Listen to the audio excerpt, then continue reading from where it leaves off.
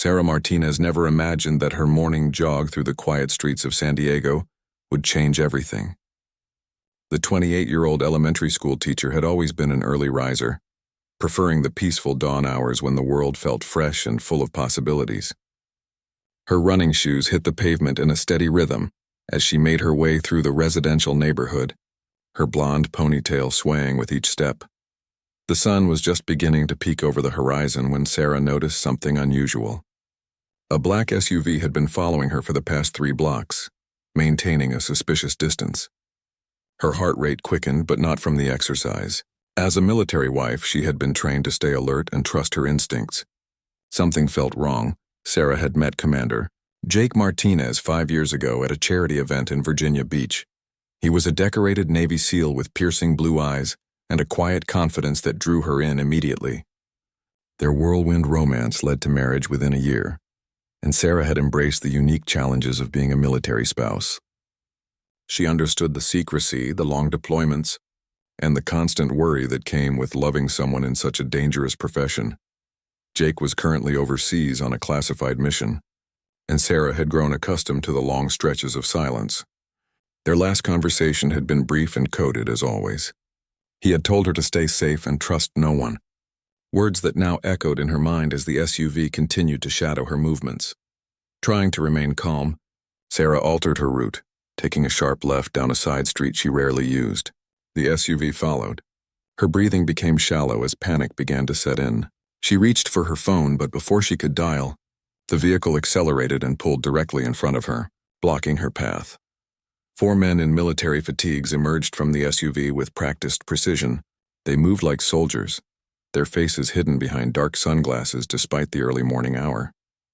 The tallest of the group, a man with graying temples and sergeant stripes on his uniform, stepped forward. Sarah's mind raced through her training. Jake had taught her basic self-defense and situational awareness, but she had never imagined needing these skills on a peaceful morning run in her own neighborhood. She quickly scanned her surroundings, looking for escape routes or potential witnesses, but the residential street was eerily empty. The sergeant approached her with his hands visible but ready. His voice was professional but firm when he spoke. The words that came next would haunt Sarah for days to come. He claimed they had orders to bring her in for questioning regarding national security matters. The accusation was vague but serious enough to make Sarah's blood run cold. Sarah demanded to see identification and know what specific charges or suspicions warranted this treatment. She reminded them that as an American citizen, she had rights that couldn't be violated without proper legal procedures. Her voice remained steady despite her fear, a strength she had developed through years of handling classroom crises and military uncertainty. The soldiers exchanged glances, clearly not expecting resistance from what they assumed would be an easy target. The sergeant's expression hardened as he explained that certain protocols allowed for immediate detention when national security was at stake. Sarah realized that arguing might only make her situation worse, but her instincts told her that something about this entire scenario was fundamentally wrong. As they escorted her toward the vehicle, Sarah's mind focused on Jake. Wherever he was in the world, she knew he would move heaven and earth to find her if he knew she was in danger. The thought of her husband gave her strength. Even as she was forced into the backseat of the SUV, the vehicle pulled away from the curb, leaving behind the peaceful neighborhood where Sarah had felt so safe just minutes before. She watched through the tinted windows as familiar landmarks disappeared, replaced by an uncertain and frightening future. The soldiers remained silent during the drive, offering no explanations or reassurances about her fate. Sarah's training as both a teacher and military wife kicked in as she began to memorize details about her captors and surroundings. She noted the time, the direction they were traveling, and any distinguishing features of the men who had taken her. If she survived this ordeal, she wanted to provide accurate information to authorities. The SUV eventually turned into what appeared to be a military installation, though Sarah didn't recognize the location. High fences topped with razor wire surrounded the compound, and armed guards checked identification at multiple checkpoints. The professional nature of the facility only added to Sarah's confusion about why she had been brought here and what they wanted from her. The interrogation room was exactly what Sarah had seen in countless movies, but experiencing it firsthand was entirely different. The concrete wall seemed to press in around her, and the single fluorescent light cast harsh shadows that made everything feel surreal and threatening. A metal table and 2 chairs were the only furniture in the windowless space. Sarah had been sitting alone for what felt like hours, though she estimated it had only been about 90 minutes since her capture. Her running clothes felt inadequate in the cold room, and she wrapped her arms around herself for warmth and comfort. The waiting was clearly intentional, a psychological tactic designed to increase anxiety and make her more compliant. When the door finally opened, 2 men entered. The first was a colonel with steel gray hair and cold eyes that seemed to evaluate Sarah like a specimen under a microscope. The second was younger, a major who carried a thick file folder and wore an expression of barely concealed hostility. The colonel introduced himself as Peterson and explained that Sarah was being held under the National Defense Authorization Act, which allowed for detention of individuals suspected of terrorist activities or threats to national security. The words hit Sarah like physical blows. Terrorist activities. The accusation was so absurd that she almost laughed, but the serious expressions on their faces stopped her. Sarah demanded to know the specific charges and requested legal representation, rights she knew were guaranteed even under expanded national security provisions. Colonel Peterson's response was chilling. He explained that certain situations allowed for extended detention without immediate access to counsel, especially when ongoing operations might be compromised. The major opened his file and began reading allegations that made Sarah's head spin. They claimed she had been in contact with foreign agents, that suspicious financial transactions had been traced to accounts associated with her name, and that classified information had been compromised through her personal communications. Each accusation was more bewildering than the last. Sarah had never traveled outside the United States except for a honeymoon trip to Mexico. Her financial records were completely transparent, consisting mainly of her teacher's salary and Jake's military pay. The idea that she could somehow access classified information was laughable, given that Jake never discussed his work beyond the most general terms. Sarah realized that someone had deliberately constructed a false identity for her, creating a paper trail designed to make her appear guilty of serious crimes. The sophistication of the setup suggested resources and access that went far beyond typical criminal activity. This was the work of someone with significant power and connections within the intelligence community. As the questioning continued, Sarah began to understand the real purpose behind her detention. The colonel's questions kept circling back to Jake's current mission and his team's location. They wanted information about her husband's classified operations, and they were using her as leverage to obtain it. The realization filled Sarah with a mixture of fear and anger. Fear for what these people might do to her if they didn't get what they wanted, and anger at being used as a pawn in whatever dangerous game they were playing. She knew that Jake would never compromise his mission or his team, even to save her life, and she wouldn't want him to. Sarah's responses became more defiant as she realized the true nature of her situation. She told them repeatedly that she knew nothing about Jake's work and wouldn't provide information even if she had it. Her voice grew stronger with each denial, drawing on reserves of courage she didn't know she possessed. The interrogator's frustration became increasingly apparent as hours passed. They alternated between threats and promises, trying to find some leverage that would make Sarah cooperate. They painted vivid pictures of the consequences she would face if convicted of treason, describing life in a maximum security prison with no possibility of parole. When intimidation failed, they tried a different approach. The major showed Sarah photographs that allegedly depicted her meeting with known foreign operatives. The images were obviously doctored but professionally done. Someone had invested significant time and money in creating a false narrative around her life. Sarah studied the photographs carefully, noting technical flaws that proved they were fabricated.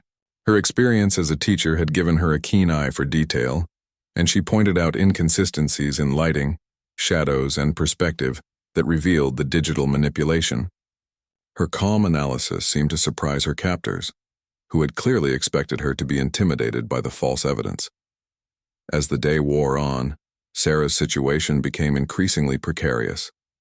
The soldiers guarding her seemed nervous, checking their watches frequently and whispering among themselves. Something was happening that they hadn't expected, and their anxiety was palpable.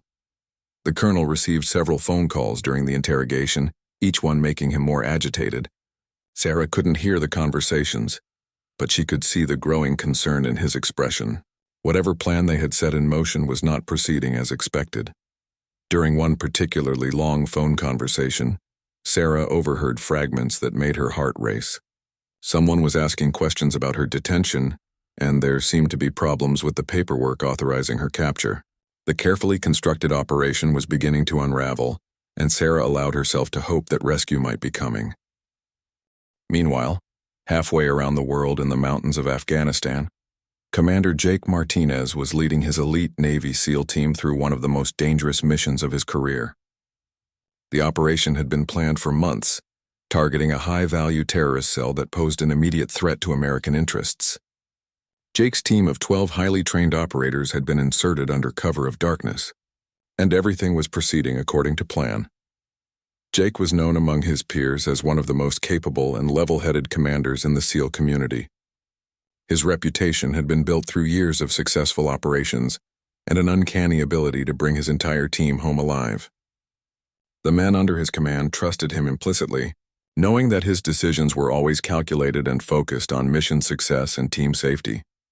The mission was supposed to maintain complete radio silence until extraction, but Jake's communications specialist suddenly signaled an urgent incoming message. Protocol dictated that emergency communications should only be used for mission-critical intelligence or immediate threats to team safety. Jake's first thought was that their position had been compromised and they needed immediate evacuation. The encrypted message that came through their secure satellite link was unlike anything Jake had ever received during an active operation. It was from Admiral Richardson, Jake's commanding officer back at Naval Special Warfare Command. The Admiral's message was brief but devastating.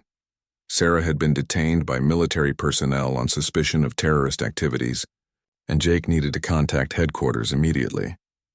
Jake felt the world shift beneath his feet as he read the message. Sarah, his gentle wife who spent her days teaching second graders and volunteering at the local animal shelter, being accused of terrorism was so absurd that his first instinct was to assume the message was some kind of enemy, psychological operation designed to distract him from the mission. But the encryption codes were authentic, and Admiral Richardson's personal verification sequence confirmed the message's legitimacy. Jake's mind raced through the implications. Someone with significant power and access had targeted his wife, and the timing during this critical mission couldn't be coincidental. Jake made the hardest decision of his military career. He temporarily transferred command to his second-in-command, Lieutenant Commander Stevens, and prepared to extract from the mission area. His team was stunned by the unprecedented move, but they knew Jake well enough to understand that only the most extreme circumstances would cause him to abandon an active operation. The extraction took 4 hours, during which Jake's mind churned through possibilities and scenarios. He knew that Sarah was completely innocent of any wrongdoing, which meant someone was using her as leverage against him. The question was whether this was connected to his current mission, his previous operations, or something else entirely. During the helicopter flight to the nearest secure communication facility, Jake contacted Admiral Richardson through encrypted channels. The conversation revealed disturbing details about Sarah's detention. The paperwork authorizing her capture contained irregularities, and several high-ranking officials were asking uncomfortable questions about who had ordered the operation. Admiral Richardson, a man Jake had known and respected for over a decade, was clearly troubled by the situation. He explained that the detention order had come through unusual channels, bypassing normal protocols and raising red flags throughout the chain of command. Someone with significant influence was operating outside established procedures. Jake learned that Sarah was being held at a classified facility in Nevada, far from any legal oversight or public scrutiny. The location was typically used for debriefing foreign assets or conducting sensitive interrogations, not for detaining American citizens. The choice of venue suggested that whoever orchestrated her capture intended to operate without legal constraints. The Admiral provided Jake with disturbing intelligence about the interrogators assigned to Sarah's case. Colonel Peterson had a reputation for using extreme methods, and his involvement suggested that someone wanted information badly enough to risk significant career consequences. The major assisting him was known for his willingness to follow orders without question, regardless of their legality. Jake's protective instincts, honed through years of combat and refined by his deep love for Sarah, kicked into overdrive. He began formulating a plan that would require calling in favors from contacts throughout the military and intelligence communities. Sarah's rescue would demand resources and cooperation from multiple agencies, all while maintaining operational security. The commander also realized that his current mission might be connected to Sarah's detention. The terrorist cell he had been tracking had connections to a broader network that included corrupted elements within various government agencies. It was possible that his team had gotten too close to something that powerful people wanted to keep hidden. Jake's reputation within the special operations community was about to become his most valuable asset. Over the years, he had served alongside operators from every branch of the military and had earned respect from intelligence officers, military contractors, and government officials. The network of professionals who owed him favors or simply respected his integrity would prove crucial in the coming hours as his helicopter approached the secure facility, where he could coordinate Sarah's rescue. Jake made a series of encrypted calls to key contacts. Each conversation was carefully worded to avoid revealing too much, while conveying the urgency of his situation. He was calling in every favor and leveraging every relationship he had built during his distinguished career. The stakes couldn't be higher. Sarah's life hung in the balance, but Jake also understood that his actions in the next few hours would determine whether justice prevailed or corruption triumphed. He was prepared to risk everything, including his career and freedom, to save the woman he loved and expose the conspiracy that had targeted her. Back at the detention facility, Sarah's situation was rapidly deteriorating. Colonel Peterson had received orders to accelerate the interrogation process, and his methods were becoming increasingly aggressive. The psychological pressure was intense, with interrogators working in rotating shifts to prevent Sarah from getting any rest or maintaining her mental defenses.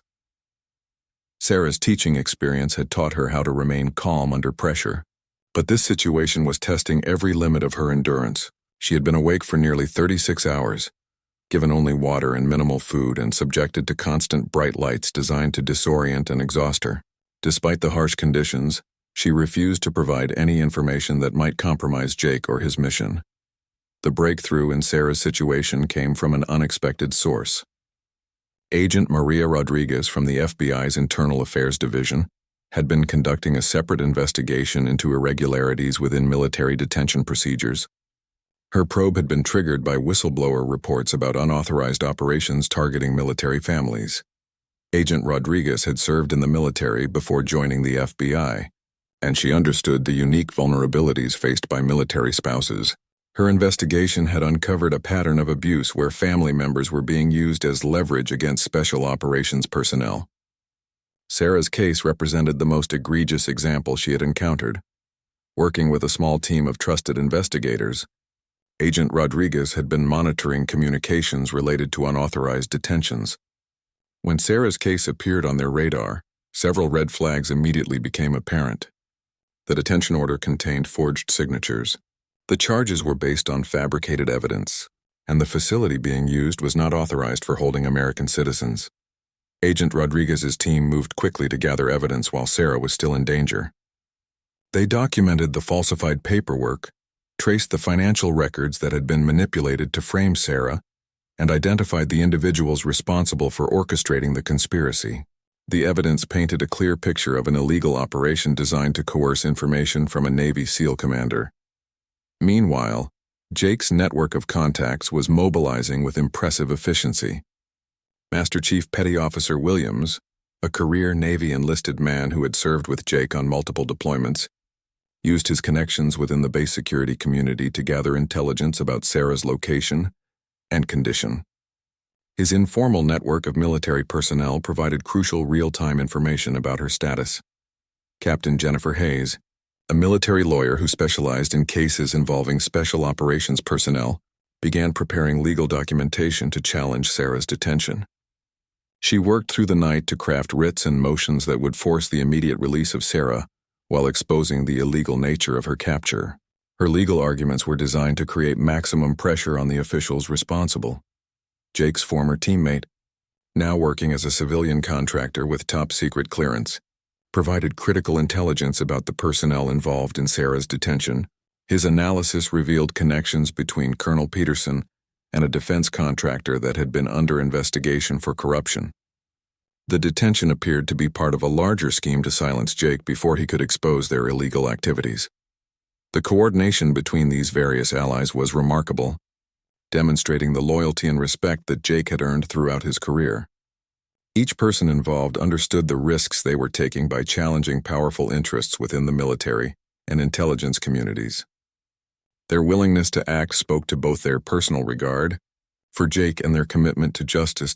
Agent Rodriguez made the crucial decision to coordinate with Jake's informal rescue operation rather than working through official channels that might be compromised. She understood that traditional law enforcement procedures would take too long and might alert the conspirators to her investigation. Sarah's life depended on swift, decisive action. The plan that emerged combined the FBI's legal authority with the military network's operational capabilities and intelligence resources. Agent Rodriguez would provide official cover for the rescue operation, while Jake's contacts gathered intelligence and prepared to extract Sarah from the detention facility. The timing would need to be perfect to avoid violent confrontation while ensuring Sarah's safety. Jake himself was racing across the country on a military transport aircraft, using his emergency clearance to commandeer resources typically reserved for national security crises. His presence was crucial not just for Sarah's rescue, but for confronting the individuals who had orchestrated her detention. His reputation and connections would provide protection for everyone involved in the operation. As the various elements of the rescue plan came together, Sarah remained unaware that help was coming. Her interrogators had become increasingly frustrated by her refusal to cooperate, and there were indications that they were preparing to use more extreme methods.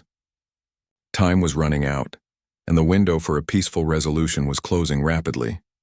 The detention facility's security was formidable, but it had been designed to keep people in, rather than to repel a coordinated rescue operation.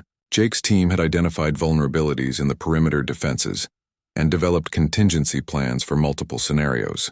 They were prepared for everything from a negotiated release to a full-scale tactical operation.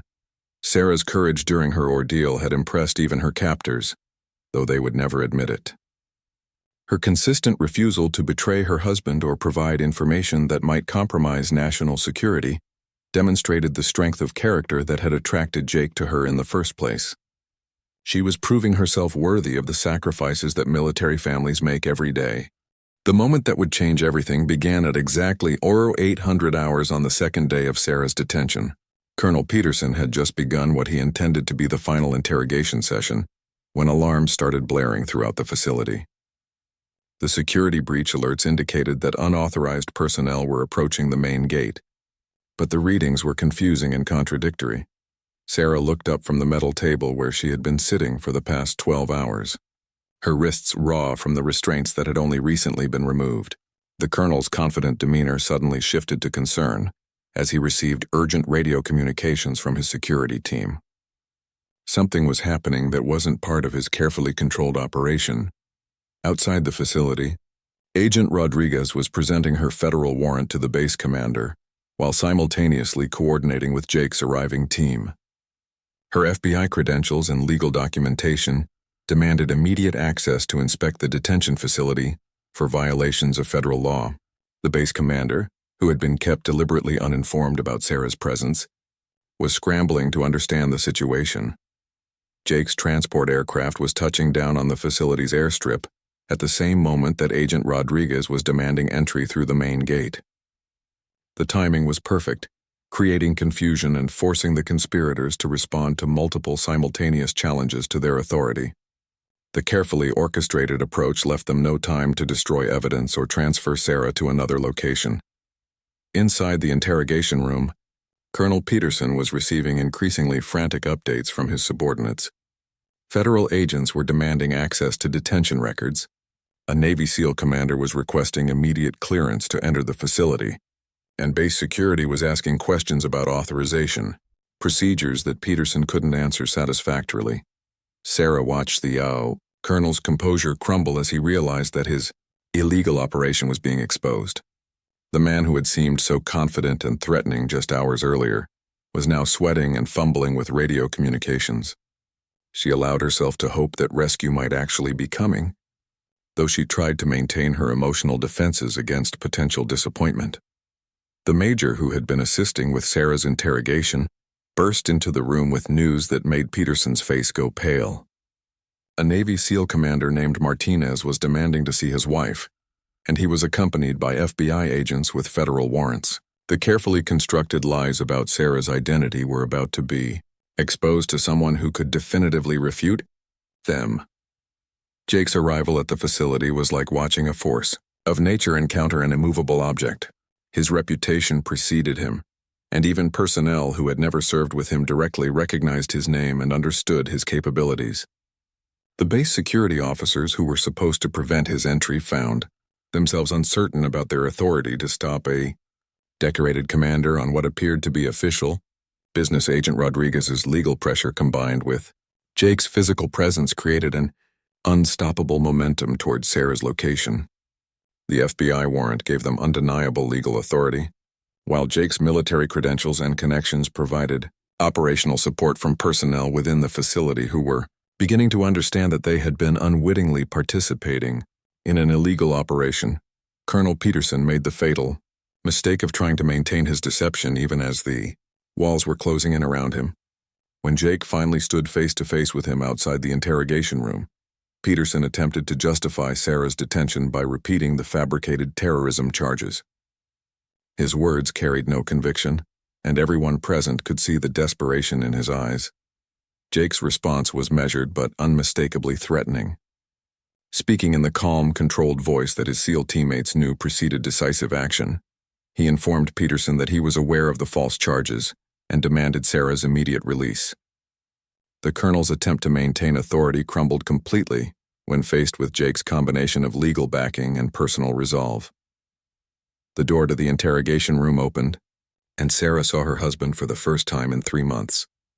Despite her exhaustion, fear, and the trauma of her ordeal, she felt a surge of relief and love that gave her strength she didn't know she still possessed. Jake's eyes never left hers as he quickly assessed her condition and moved to remove the remaining restraints. Agent Rodriguez documented everything as evidence for the prosecutions that would follow. She photographed Sarah's injuries, recorded the illegal detention facility, and secured the fabricated documents that had been used to justify the operation. Her investigation would ensure that everyone responsible faced appropriate consequences for their actions. The reunion between Jake and Sarah was intensely emotional, but brief.